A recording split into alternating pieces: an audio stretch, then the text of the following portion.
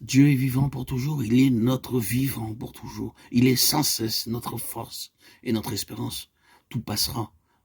Lui seul vit pour toujours. L'homme est semblable à une lampe allumée. Tôt ou tard, la lumière vacillera, s'éteindra. Christ est la véritable lumière, la source de toute lumière, brillant pour toujours. Soyons encouragés et réconfortés en sachant que le Dieu vivant qui appela Abraham, que servit Daniel, en qui se confia Georges Muller et que connaissait Martin Luther, est aussi le Dieu à qui nous appartenons et que nous servons. Nous devrions tomber sur nos faces pour l'adorer, nous devrions être remplis de joie pour louer son très saint nom, son précieux et puissant nom, Jésus, Yeshua, le Sauveur. Mais les Ramachia. Cependant, il y a plus que cela. Non seulement le Seigneur est vivant pour toujours, le Olam Vaed, mais il détient aussi les clés de la mort et du séjour des morts.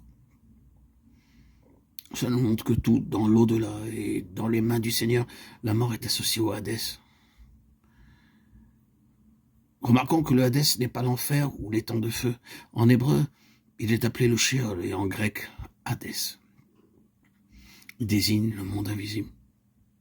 Dans Apocalypse 6:8, il est dit que le Hadès, le séjour des morts, accompagnait la mort.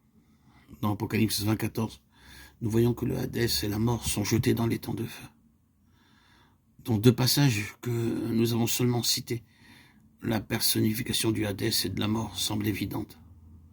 Cela nous est confirmé par les passages suivants de l'Écriture, Hébreux 2:14, disant que le diable a le pouvoir de la mort, et Matthieu 16:18 qui mentionne les portes ou la puissance du Hadès. Derrière la mort et le Hadès, le diable en personne en détient la puissance.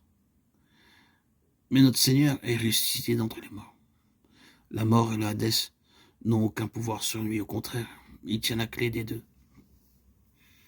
Cela illustre de manière évidente que la mort et le Hadès ont usé de toute leur puissance contre nous, Seigneur. Mais celui qui est le dernier les a cependant vaincus. Loué soit Dieu, car au grand jour de la résurrection, alors s'accomplira la parole qui est écrite, la mort a été engloutie dans la victoire. 1 Corinthiens 15:54. En ce jour, tous ceux qui appartiennent au Seigneur s'écrieront avec fierté, ô mort, où est ta victoire? Ô mort, où est ton aiguillon?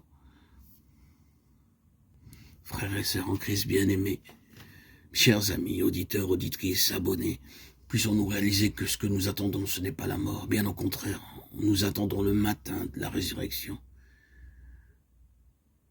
Et pour cette raison, nous pouvons attendre avec espérance que le jour où le Seigneur reviendra, nous puissions être prêts à l'accueillir. Alléluia. Gloire à Dieu au plus haut des cieux et paix sur la terre aux hommes qui l'aiment. À toi, Seigneur, tout honneur et toute gloire pour les siècles des siècles.